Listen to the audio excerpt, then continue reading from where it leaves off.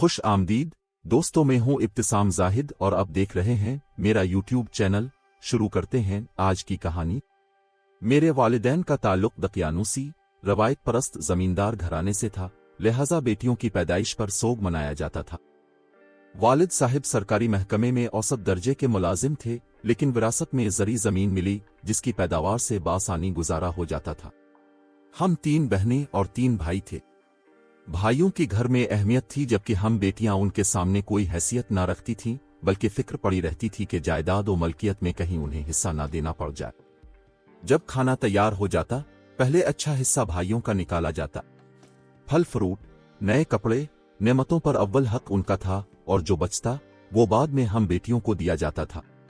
वालिद साहिब ने अपने वसाइल से बढ़कर बेटों को अंग्रेजी स्कूलों में पढ़ाया, उनकी भारी फीसें अदा कीं।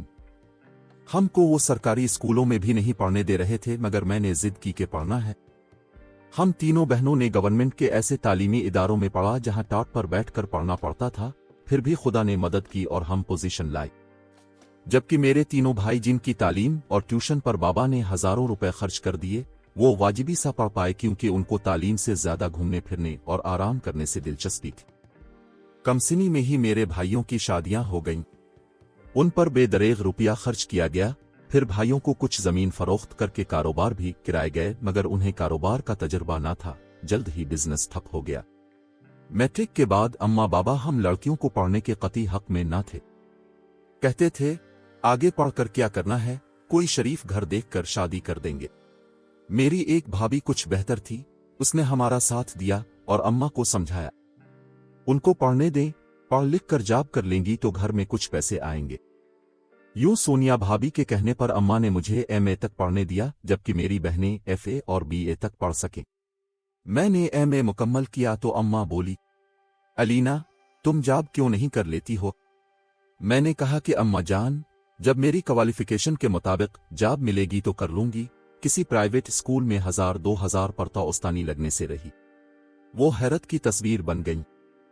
कहा कि जरा उनके नखरे तो देखो, 1000-2000 की कोई हैसियत ही नहीं है। एक दिन दादी ने बाबा से कहा, अनो मियां अलीना की शादी क्यों नहीं कर देते? अम्मा, अभी तो मैं इस पोजीशन में नहीं हूं कि इसकी शादी करूं। 4-5 साल में ही किसी एक बेटी का जहेज बन पाता है। जहेज ना दो तो ससुराल में इज्जत नहीं होती। तो क्या जहेज की खातिर लड़कियां घर बिठाए रखोगे, बूढ़ी करोगे? अम्मा, अगर बगैर जहेज कोई अच्छा रिश्ता मिलता है तो आप कोशिश कर लें। बाबा ने जवाब दिया, शायद ये वाकई उनकी मजबूरी हो। तब मैंने सोचा कि अब मुझे नौकरी करना चाहिए। मेरी कमेटी निकली तो मैंने पार्लर का कोर्स कर लिया। हाँ, एक बात बताना भूल गई। एक दफा मेरा किसी ने हाथ देखकर कहा था कि तुम बहुत मशहूर होगी, बेशुमार दौलत की मालिक होगी, बहुत फरमाबरदार बेटे होंगे और तुम्हारा शौहर तुमसे मोहब्बत करने वाला होगा। लेकिन जब मैं 1 साल तक 2000 के लिए अनथक मेहनत करती रही, फिर भी अपनी जरूरतें पूरी न कर पाती, तो मुझे इस नजूमी की बातें झूठी लगती थीं।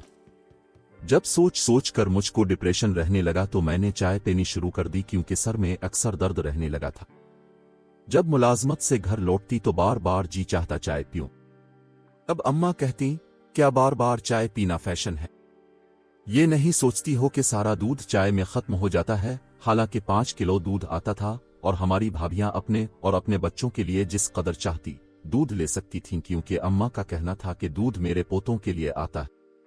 सर में दर्द रहने की वजह से मुझे चाय की लत लगी। गर्म चाय से सुकून मिल जाता था, गोया ये मेरी मजबूरी थी। आखिर इस कदर टोका गया कि एक दिन अहद किया कि अब ना पीऊंगी, और फिर मैंने चाय पीनी छोड़ दी। उन्हीं दिनों छोटे भाई को बेरोजगारी की वजह से डिप्रेशन हुआ। उसने बहनों का टीवी देखना बंद करा दिया, बाहर जाना बंद, छत पर जाना बंद, किसी के घर भी नहीं जा सकती थी। हर वक्त धड़का सा लगा रहता। अगर इसका थोड़ा सा भी काम करने में ताखीर हो जाती तो गालियां और मार जैसे लाजमी खुराक बन गई थी। लम्हा लम्हा तंग होता गया। अब घर पर राजधानी बहुओं की थी, वो खुशहाल घरानों से थीं। काम को हाथ न लगाती, सारा काम हमको करना पड़ता, गोया उनकी चाकरी करनी थी। अम्मा की डांट अलग पड़ती। हम बहनें एक दूसरे की साथी थीं, मगर अम्मा और बाबा ने हमारी दिलजुई भी नहीं की। मुझसे तो खुदा वास्ते का बीर था। कहते थे कि ये क्या ब्यूटिशियन का कोर्स किया है, कोई ढंग का काम तो सीखती। एक दिन मैं पार्लर गई। इस रोज फाखरा बाजी के मेहमान आए हुए थे। उनकी खाला भी आई थी। मुझसे उन्होंने तारुफ कराया। कुछ दिनों बाद वो हमारे घर आई। मेरे रिश्ते के लिए अम्मा से इस्तेदा की। अम्मा ने इनकार कर दिया कि हम लोग इस पोजीशन में नहीं हैं, अभी शादी का एहतमाम नहीं कर सकते। उन्होंने कहा हमको जहेज नहीं चाहिए, बस अब सादगी से निकाह कर दें।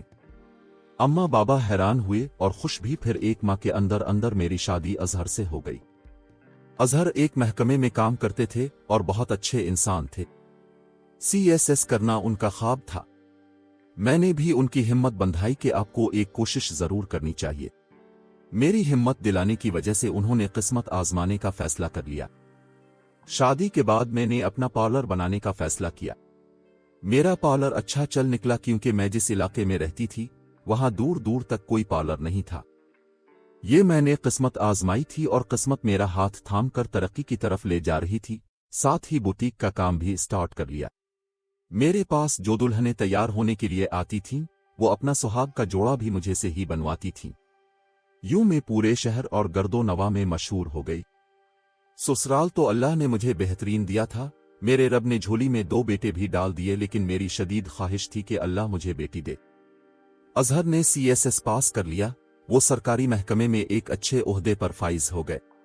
मेरे मालिक ने मुझको हर शय से नवाज दिया। मेरी खालाजाद नादिया आपी ने अपने देवर दानियाल के लिए महविश और मैंने अपनी सबसे बड़ी नंद के बेटे के लिए सहरिश को मांग लिया। महविश के शौहर ने अपनी बीवी को न सिर्फ आगे पढ़ने की इजाजत दी बल्कि इसकी हर मुमकिन मदद भी की। से अपनी कम उम्र प्यारी सी बीवी से मोहब्बत भी बहुत थी। दानियाल ने महविश को कहा था कि आगे पढ़ाई जारी रखो, लेकिन वो सदा की लापरवाह घरदारी को ही अहमियत दी और मजे से अपनी सल्तनत चलाने लगी। हम बहनों ने अहद किया था अगर हमारे घर सिर्फ बेटियां ही पैदा हुईं तो भी हम उनसे इतना प्यार करेंगे जितने प्यार के लिए हम तरसे थे, और आज हमने अपना अहद पूरा किया। हम सबके पास अल्लाह की रहमतें मौजूद हैं अपने असल मकाम के साथ, मगर बड़े भाई के पास कोई रहमत नहीं, सिर्फ नेमतें हैं।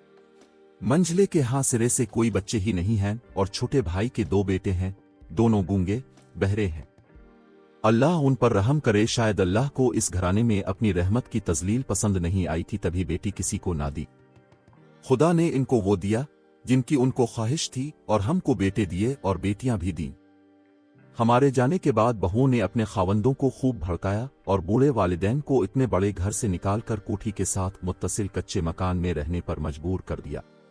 मेरे बूढ़े वालिदैन अलग पकाते खाते थे। अम्मा काम नहीं कर सकती थीं, फिर भी करने पर मजबूर थीं, जबकि हम बेटियां उनको काम नहीं करने देती थीं। अब इनको अंदाजा हुआ कि बेटियां जहमत नहीं रहमत थीं। वो बीमार पड़ी तो बेटे देखने नहीं जाते थे। बहुओं को फिर क्या पड़ी थी कि जाकर बूढ़े सास ससुर की खिदमत करती। बड़े भाई ने एक मुलाजमा रखी जो अम्मा बाबा के पास थोड़ी देर को जाती और उनका कुछ काम कर आती। इसी के जरिए हमें अपने वालिदैन का हाल मालूम होता था, तो हम बहनें बारी बारी अम्मा बाबा की देखभाल को जाने लगी। मैं खास तौर पर उनका ख्याल रखती थी, लेकिन अपने भाइयों के घर हम नहीं जाते थे।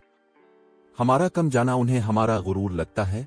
अब अगर अल्लाह ने हमें नवाज दिया है तो इसमें हमारा क्या कसूर है। हालांकि बाबा ने कम हैसियत रखने वालों को हमारे हाथ पकड़ाए थे।